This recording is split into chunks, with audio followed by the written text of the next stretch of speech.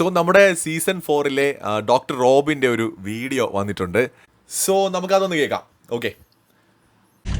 അപ്പോൾ എല്ലാവർക്കും നമസ്കാരം. കാറിൻ്റെ അകത്താണ്. സീക്രട്ട് ഏജന്റ് ഒന്നും അല്ല കേട്ടോ. സോ നമ്മുടെ secret agent Sai Krishna big ബോസിന്റെ അകത്ത് വൈൽഡ് കാർഡായിട്ട് പോയതായിട്ട് അറിഞ്ഞു. നന്നായി കളിക്കുന്നതായിട്ട് ഞാൻ അറിഞ്ഞു. അതിഗംഭീരമായിട്ട് കളിക്കുന്നതായിട്ട് ഞാൻ അറിഞ്ഞു. അപ്പം ഇതേപോലെ നന്നായി കളിക്കട്ടെ. ഇനി വരും ദിവസങ്ങളിൽ നമുക്ക് പുള്ളിക്കാരന്റെ വളരെ അതിഗംഭീരമായ ഗെയിംസ് എല്ലാം നമുക്ക് കാണാൻ സാധിക്കട്ടെ എന്ന് ഞാൻ ആഗ്രഹിക്കുന്നു.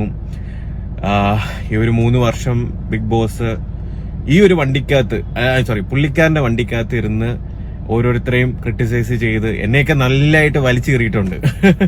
നന്നായിട്ട് അരിയൊക്കെ ഉണ്ടാക്കിയിട്ടുണ്ട്.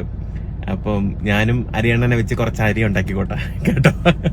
ചുമ്മാ ജസ്റ്റ് ഫണ്ടിന് വേണ്ടി എടുക്കുന്ന ഒരു വീഡിയോ ആണ്. വെറുതെ ഇരുന്നപ്പോൾ തോന്നിയതാണ്. ഓക്കെ, ഇതിനി ആരും ഇനി സീരിയസ് ആയിട്ടൊന്നും കൺസിഡർ ചെയ്യണ്ട. ചുമ്മാ ഒരു വീഡിയോ എടുത്തതാണ്. പക്ഷെ അരിയണ്ണ വണ്ടിക്കകത്തിരുന്ന് എന്തെങ്കിലും വളവിളാന്ന് പറയുന്ന കണക്കല്ല ഫീൽഡിൽ ഇറങ്ങി കളിക്കുന്നത് കേട്ടാ. ശരി, നടക്കട്ടെ. ബൈ.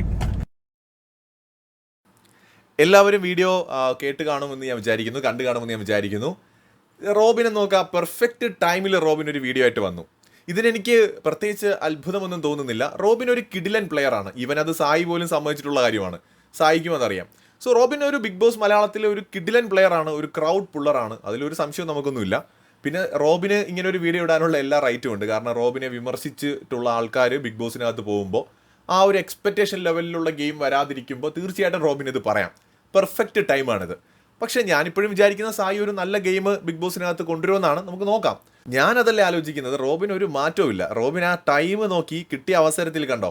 എനിക്ക് സത്യം പറഞ്ഞാൽ റോബിൻ്റെ ഈ ഒരു വീഡിയോ കണ്ടപ്പോൾ എനിക്ക് തോന്നിയത് നരസിംഹൻ സിനിമയിലെ ഒരു ഡയലോഗാണ്. ഞാൻ അത് പറഞ്ഞിവിടെ നിർത്തുവാണ്.